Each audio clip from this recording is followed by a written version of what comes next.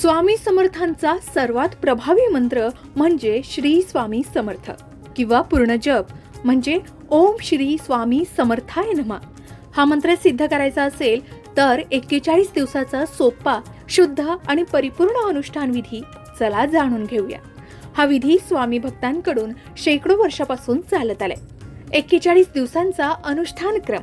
प्रारंभ कसा करावा तर पहाटे स्नान करून स्वच्छ वस्त्र परिधान करावे, स्वामींच्या फोटोसमोर अगरबत्ती धूपदीप लावावा आणि संकल्प घ्यावा, हे स्वामी, मी पुढील 41 दिवस तुमचा मंत्र सिद्ध करणार आहे, मला सामर्थ्य द्या. कमीत कमी रोज 13 माळा किंवा 21 माळा जप करावा. महासिद्धी हवी असेल तर 125 माळेचा जप करावा. ही माळ तुळशीची किंवा रुद्राक्षाची वापरावी. मंत्र जपाची वेळ ही ब्रह्ममुहूर्तात पहाटे 4 ते 6 असावी किंवा संध्याकाळी 6 ते 8 असावी. एकाच आसनावर एकाच जागी एकाच वेळी बसावं. कठोर नियम पाळावे. एक वेळ सात्विक आणि मीठ कमी असलेलं भोजन खावं. 41 दिवस ब्रह्मचर्याचं पालन करावं. खोटं बोलू नये, क्रोध करू नये. रोज स्वामींची आरती करावी. तामसिक अन्न घेऊ नये. डोळे बंद करून मनी मनी श्री स्वामी समर्थ उच्चारावं. प्रत्येक जपात स्वामींचे चरण दिसावेत असं ध्यान करावं.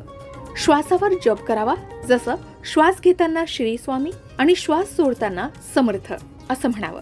40 दिवस पूर्ण झाल्यावर 41व्या दिवशी 1,00,000 जप करावे. सुमारे 12 तास हा जप केला जातो. रात्रभर जागरण केली जातात, दीप प्रज्वलित केले जातात.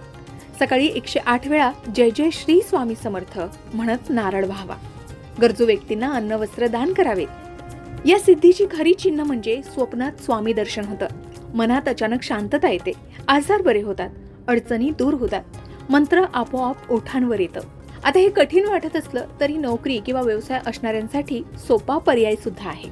यात रोज फक्त 13 माळा, रात्री 5 मिनिटे स्वामींची नामस्मरण आणि 41 दिवस संपल्यावर स्वामी मंदिरात जाऊन 108 प्रदक्षिणा घालाव्यात. स्वामी समर्थांच्या मंत्राचा जप करत असताना विशेष पिवळे कपडे घालणं उत्तम मानलं जातं. मग आजच सुरू करा. पहिल्या दिवसाचा संकल्प घ्या. 41व्या दिवशी स्वामी तुमच्या डोळ्यासमोर नक्कीच येतील. जय जय स्वामी समर्थ.